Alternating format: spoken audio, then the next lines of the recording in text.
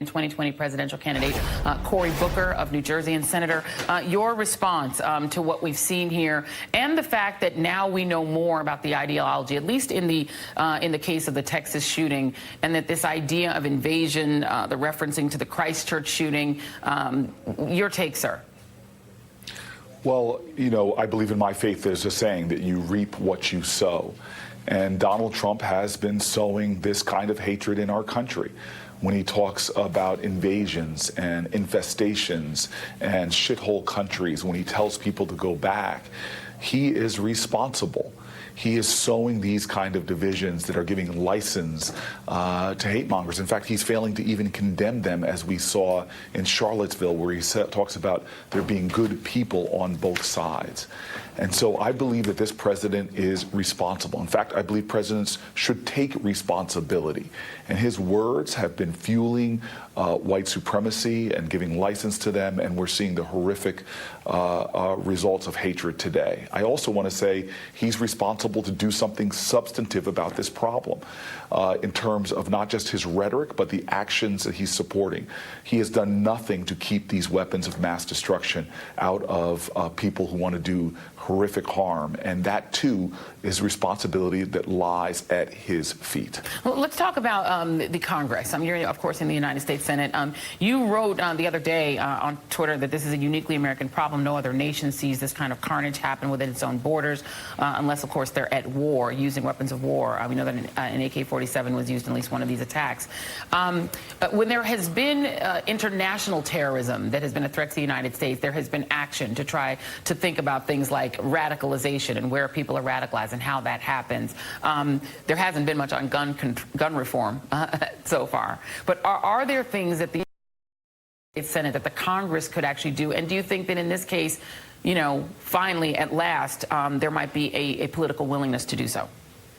Well, first of all, let's just talk about the problem of you know, white supremacist violence in our country, and the fact that we don't see the same kind of moral will and determination to address what is. In fact, the majority of our terrorist attacks since 9/11 have been right-wing extremist groups right here from this country, the majority of those white supremacists. We do not see a mustering of public will, of the will amongst lawmakers to focus on that problem, to even name that problem. We have a president that doesn't even admit that it's a problem. That alone, as I talked with the FBI director, is frustrating to me, that we don't seem to be honing in on the evident danger in our houses of worship, in our, as we now saw, in our shopping centers, as we've seen the hate that's manifested in places like Orlando.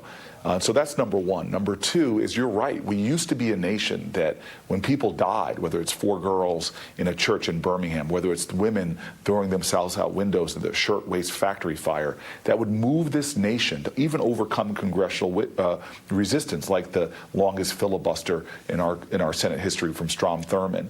And so this has got to be a moment where we as a nation know that there's evidence-based measures that we can take that will dramatically reduce or eliminate this problem. It's why I've come forward on common sense things like gun licensing, which says that, hey, if you need a license to drive a car, it's common sense that you should need a license to own and possess a firearm. In states that have done that, there's been dramatic drops in these violent crimes.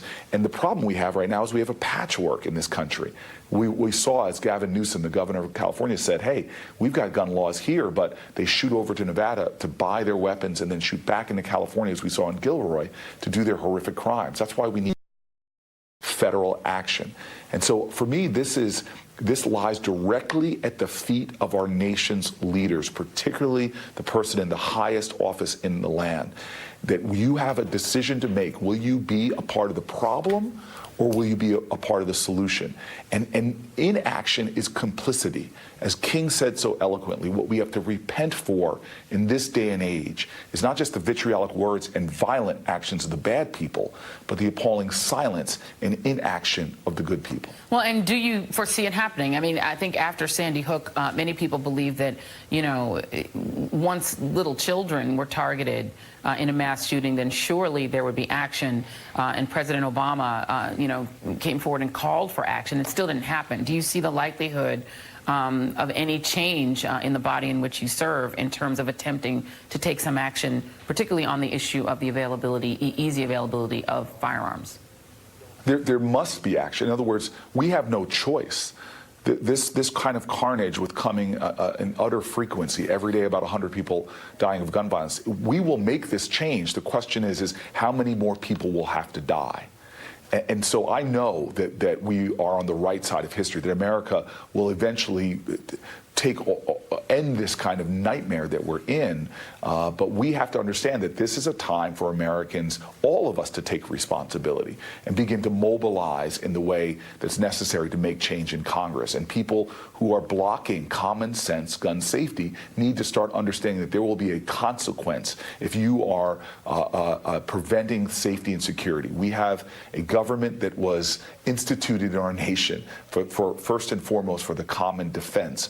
And our leaders right now are failing on that, and people have to begin to get more engaged and more active to demand the change that needs to be made. And I intend to do everything I can to help be a part of leading that change in our nation. And I asked Beto O'Rourke this question. I'll ask you the same question. Typically, in a situation like this, one would expect that that the president would be able to exert some sort of moral, a leadership or bring the country together.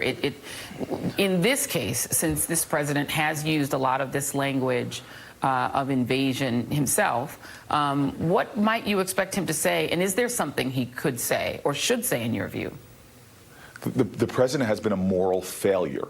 He has sown the seeds that we are seeing now become this harvest of hate. He is responsible. He is a problem in this nation that is driving so much of this hatred. And if we can't just clearly say that, I don't care if you're Republican or Democrat, when the President of the United States is using the kind of hateful language, if you are silent in that, you are complicit in the problem. If you don't think that having a president speak of such hatred and bigotry and racism, demonize people, call them invaders, calling people infestation, if you cannot see that rhetoric is contributing to the violence and hate in our country, then you are unfit to serve. This is a moral moment in America. It's not about party.